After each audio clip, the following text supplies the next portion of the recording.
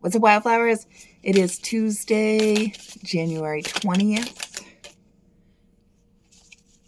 We're in Aquarius season, and I read something this morning that said that the energy of Aquarius shifts you from how can I do that to why do I do that? And I thought that was really interesting because I talked yesterday about how Aquariuses are the out-of-the-box thinkers. And I talked more in depth in my Ko-fi page on my supporter reading. We pulled some more cards over there yesterday, and I talked more about looking at your patterns and looking at where you are and what you kind of need to change and shift, but not beating yourself up for it. Like there's that duality of I need to take accountability for where I am. Where you are right now is a direct reflection of everything you have done. And yes, there are things that are out of our control sometimes, right? Like things that other people do, things, situations, where we were born, how we were raised, all of those things come into play. But at some point, we get to make the decision whether we're going to keep using that to hold us back or allowing that to hold us back, or we're going to step up and take responsibility. And that has nothing to do with I'm not good enough, I shouldn't have, I should be, we don't want to should all over ourselves, but it's honest accountability. And so I thought that was an interesting quote that I read today, not a quote, but an interesting kind of look at the Aquarius mindset that we can all kind of tap into right now because that's where we are in the year. And we have that new moon energy where we're setting new intentions still. We're in this portal of creation up until the new moon of February. This is a really powerful time. And today we got the elk. Now the elk, it says stable, resilient, headstrong, the father. And in this deck, they talk about the elk as this masculine energy. And stereotypically, men can be pretty good at this, where when they take a step, like a misstep, they don't beat themselves up, right? They don't dwell on it. Typically, stereotypically, they don't dwell on it. So we could take men, women, whatever off of the table. It doesn't have to be that direct comparison. It's that masculine versus feminine energy. And the feminine, we tend to dissect because we want to make sense of it. We want the whole picture, right? And that's great. But sometimes when that energy is imbalanced, we can take that and we can go too far with it, where we can start beating ourselves up, right? And it's that masculine, assertive, straightforward energy that everybody has. Everybody has feminine. Everyone has masculine. This is not a man versus woman thing. This is yin and yang, right? It's not to be misconstrued in any way. That assertive energy that the elk has, that straightforward energy where you can look at something and say, oh, there's where I did something that created the situation. There is where I missed something where I would have been farther along had I done that. Next time, I'm going to do XYZ.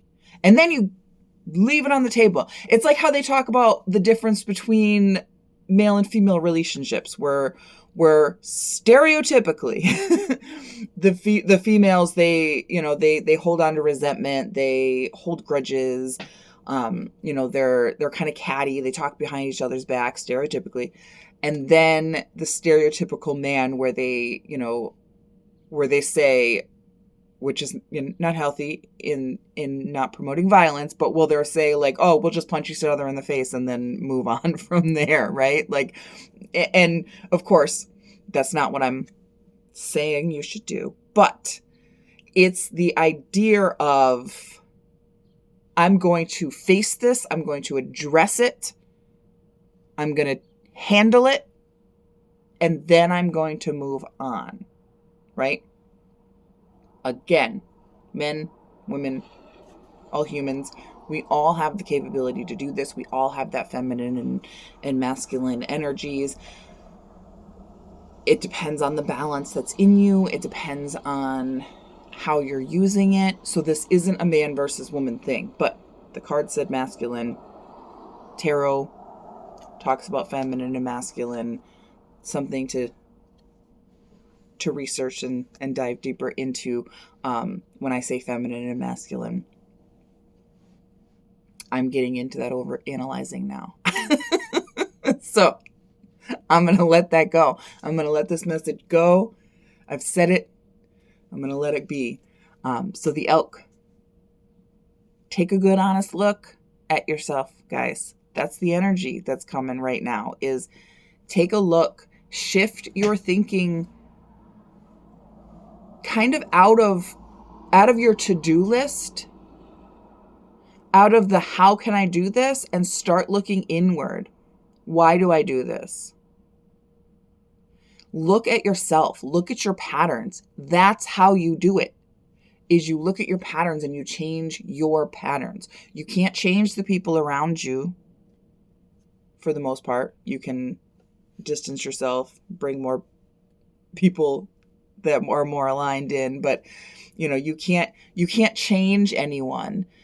You can't make anybody do something or not do something. You have no control over anybody around you. You can't always change your surroundings immediately, right? We all have things we contend with that we sometimes can't control.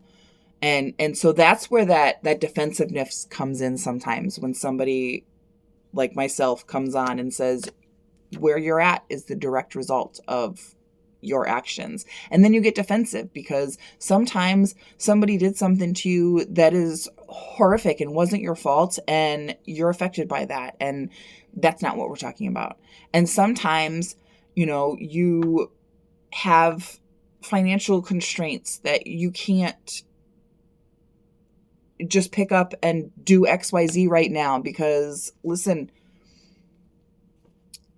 manifestation isn't tomorrow. It's not, we're working on it, right? But there's the real world too that we have to contend with. There's that balance. And so you get defensive and you're like, hey, I'm not going to magically make $1 million appear into my bank account in 1 hour. So, it's my money problem, right? Like we get into these traps where it makes you feel defensive because there are things in our life that are out of our control.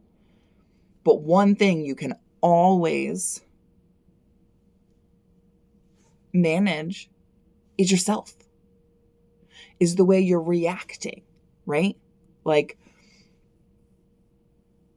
E plus R equals O stands for the event plus your reaction equals the outcome. It's not 100% your reaction. You're right. There are things that are out of your control that we are reacting to, but it is never 100% the event either, because one person can be handed one event and a different person can be handed the same exact event. And based on their reaction to that event, gets you your outcome. E plus R equals O. Event plus reaction equals outcome.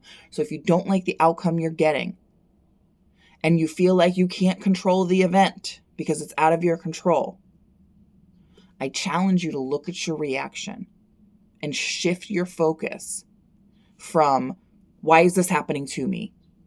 Shift your focus from, how can I? And just for a little while, shift it to, why do I? And the answer might come to you that way. I'm going to pull some more cards at the Ko-fi page, ko-fi.com/dandelionland. See where it takes us. I believe in you.